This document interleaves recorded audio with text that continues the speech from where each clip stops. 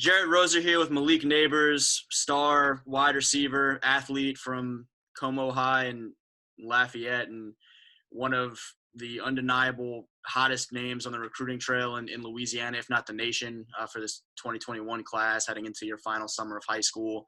And so I certainly appreciate you taking a couple minutes. We were just kind of joking. You're probably on calls about nonstop with the way the offers have gone. So appreciate you finding some time for me, man. How's everything been going? Everything's been going great. I've been having time to speak with a lot of coaches. We're recruiting, going for defense and offense, and it's just been good experience. What has that – I was going to kind of build up to some of the offense and defense dynamic, but you kind of mentioned it. For you, you'd had – last time we had a chance to talk in person before everything shut down, it seemed like there was more of a look at you at wide receiver, and you're up there mossing guys and 7-on-7, and so I'm catching a lot of highlights on that side. But really the past couple months, you've heard a lot more momentum for folks looking at you potentially to play on the defensive side of the ball or to give you the option either or kind of mix it up. What have those conversations look like? Conversations with the whole staff, what it's been looking like. I conversate with offensive side, then I conversate with the defense after, because I'm really in particular about what to play. But I like receiver a lot, but a lot of teams say they can use me at defense because of my size and my versatile with athletics and catching ability and just being an athlete on the field. They like that about me, and you don't really see a lot of people in college playing both ways. So for me to be young and then have an advantage to play both sides in college is really nice. When was the first time that you realized that was going to be an opportunity for you, and that, I guess, when did it kind of click? Because you mentioned too, kind of being in your head more likely a receiver at the next level. When did you start to realize, or who was the first one that kind of opened the door to that or anything like that? The first people to open the door was Oklahoma. When they recruited me for DB, I was surprised. I thought I was going to be recruited for receiver.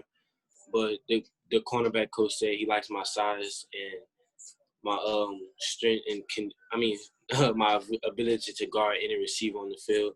And they just like my size and my athletic ability. But it was really a thing we put together, a DB film to put together for me to be an athlete. And it just took off. I expected for me to get DB off after I created that film.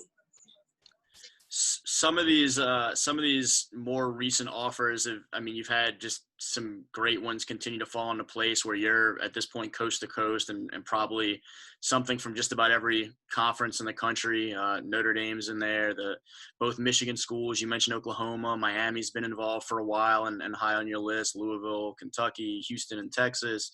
Arizona schools, Hawaii, if you wanted to go play on the islands for a couple of years. What has that been like to manage for you?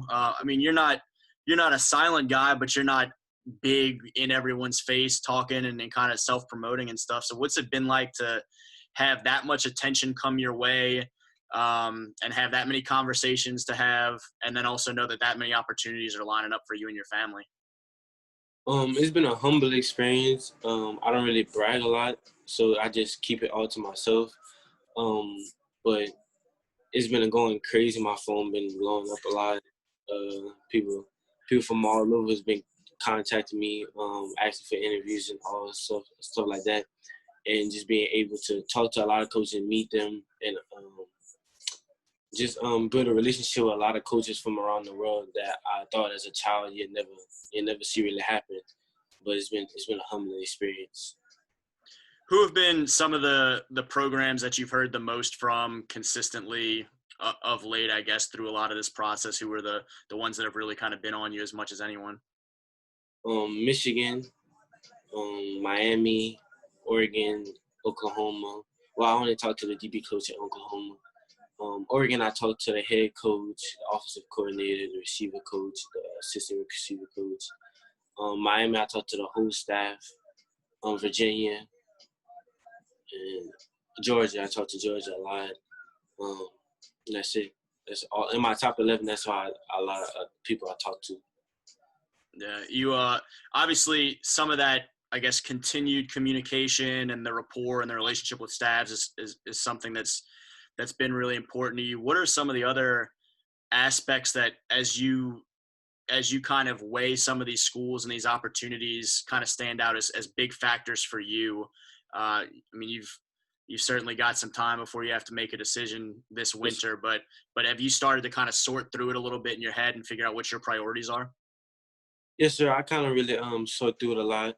I talk to the people that I got in my mind. I talk to them a lot just to get to know more about their facility and more of their program, and just ask questions. Being so, if I go out, I know everything. I can be set and I can have a high percentage of playing when I get to college. So I just been getting to know a lot of people on the staff and just keeping in touch. A school that hasn't officially offered yet, but that you are pretty familiar with, both the facilities and the coaching staff is right down the road. A couple minutes from me here in Baton Rouge, LSU. I know that you continue to hear from another Lafayette guy and Kevin Falk on that staff and Mickey Joseph. What have some of those conversations looked like as the Tigers kind of stay involved along the way as well? They hit me up every week, once a week. They say we need to stay in touch, so I stay in touch with them. I talk to Coach Falk a lot and Coach Mickey. We counsel a lot, and I get to get on the phone with Coach O and just talk to him. He tells me I'm gonna be a Tiger and just keep doing what I'm doing. It's coming. Just keep working. That's all I can do. For you, I think your quote on, it might have been the first day of the 15U National Championships where you said 50-50 balls around you aren't 50-50. They're at least 75-25 that you're coming down with it. And I thought that was such a cool quote, particularly for a guy still playing the 15U level. It just kind of showed some of that confidence and competitiveness for a guy that has that type of energy and looks forward to this spring and being out there for 7-on-7s and camps and spring ball with school and stuff like that.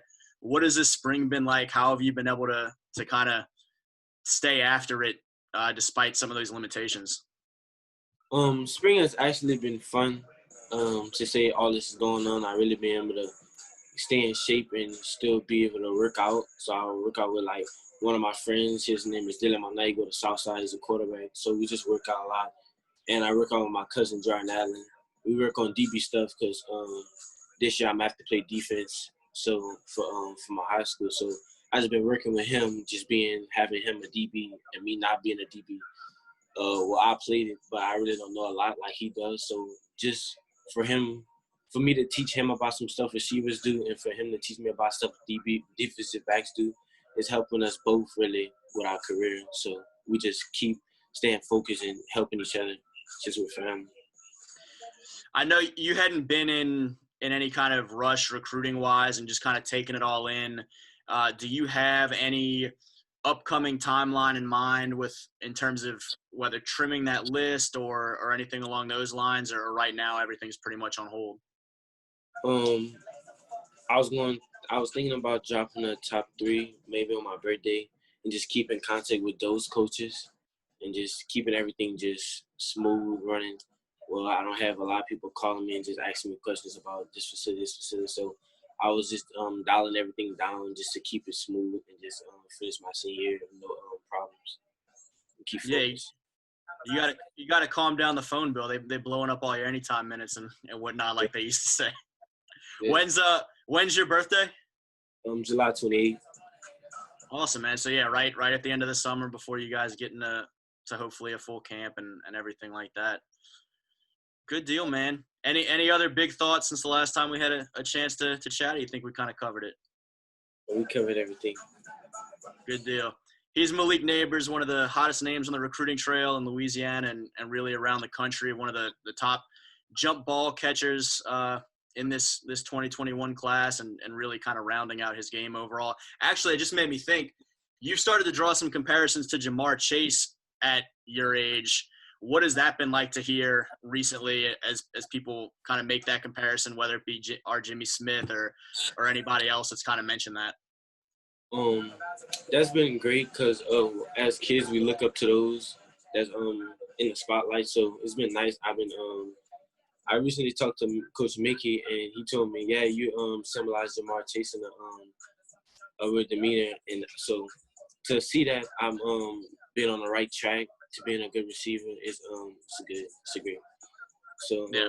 I'll just keep on working and just hopefully it comes. Yeah, that's a really exciting comparison for a prospect heading to college to catch Jamar. Yeah. Again, he's Malik Nabers. I'm Jarrett Roser. Thank you all.